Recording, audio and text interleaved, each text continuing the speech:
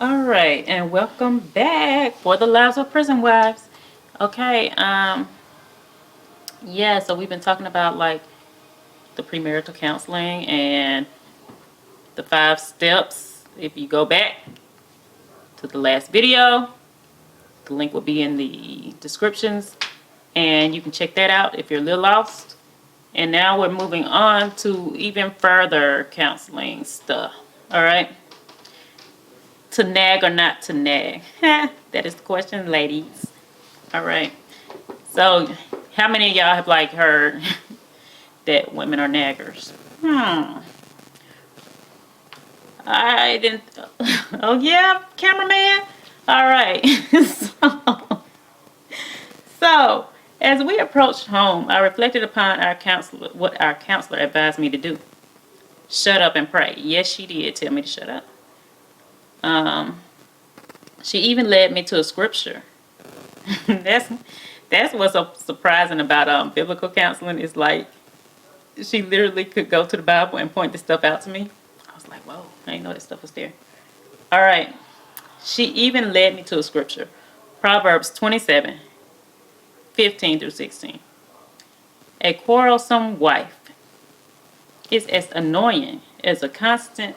No, let me get this right. A quarrelsome wife is as annoying as constant dripping on a rainy day.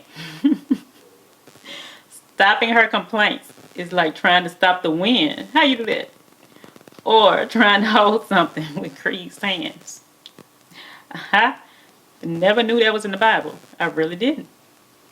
It's another one too, like the dripping faucet one I have to find, but I told y'all maybe I got to do better. I don't know the word like that. It's not up there like that. Maybe I shouldn't admit that, but that's the truth. I can read it though. I know where to go. All right.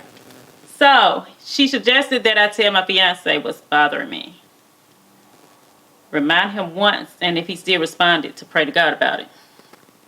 Of course, I thought that was the most ridiculous thing ever. So you just want me to tell him one time and then start praying. Okay. If I went to him a third time, that was considered nagging. What? But he didn't do what I told him. So is that really nagging? All right, well, if I had mastered anything else in life, from her definition, I was a pro at nagging. A matter of fact, I began to love to nag just because I knew I was getting to him. Y'all know. I bet y'all know about that. Some of y'all. Yeah, I would actually sit and think of ways to really get under his skin because if you're getting under mine, I'm getting under yours. Now, to nag is to annoy or irritate a person with persistent fault finding or continuous urging. I felt my nagging was justifiable because my fiance had areas that I believed needed to be improved. I just wanted to help him become a better person. So my strategy was to make him talk about whatever was bothering me. Obviously that didn't work or it wouldn't have become nagging. But what else was I to do?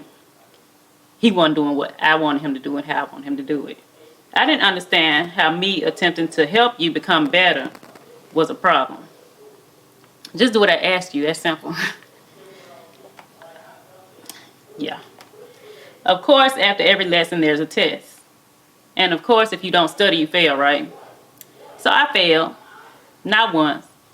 Not twice. But several times. I finally put what was taught to me in action. This nagging was embedded in me so deep, and I didn't even know I was nagging at times. The more I nagged, the less we saw each other. He eventually stopped going to counseling. Now, why would he do that? That just gave me one more thing to nag about. Come on now, what else was I supposed to do? Follow the advice of my counselor and pray. And I'm not getting my way? Nah. Yeah, right. I had to let this out. Y'all know, you know how it's just stuff that you just gotta let out. It's like in the heat of the moment with that argument, and it's like I just got to say this one little thing. So you would think he liked this nagging that he claimed was so bothersome. This ugly cycle continued. I called, text, right, and try again because I was gonna say what I got to say. Even when I was able to get it all out, was he hearing me but not listening? There is a difference. And if you stay tuned, I'll tell you about that in the next blog post. Oh, there are the words. There's a difference. Huh? All right. The day finally arrived when I got tired and gave into my counselor's advice. I bit my tongue and I prayed instead of picking up the phone and nagging. I opened the book of prayers and I read a prayer about nagging. I still have that book, but until this day, I haven't found the prayer I prayed that day in the book. It's like God just put it there for me at the moment. A week after reading the prayer, my fiance called me and asked, was I ready? Because he's on his way to take me to our counseling session. The same sessions he abandoned and that I prayed for him to return to. So in the words of my counselor, shut up, ladies.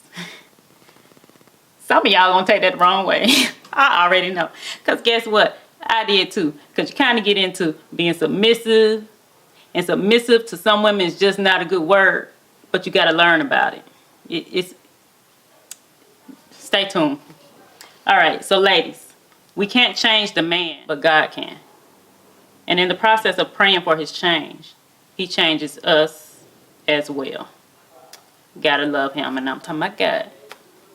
All right, ladies. Not just ladies, because, hey, some men might be listening and learning how y'all can stop y'all ladies from nagging. But guess what? Y'all got work to do, too. All right. See you next time. Don't forget, like, subscribe, and hit that bell for notifications so you can get my next episodes.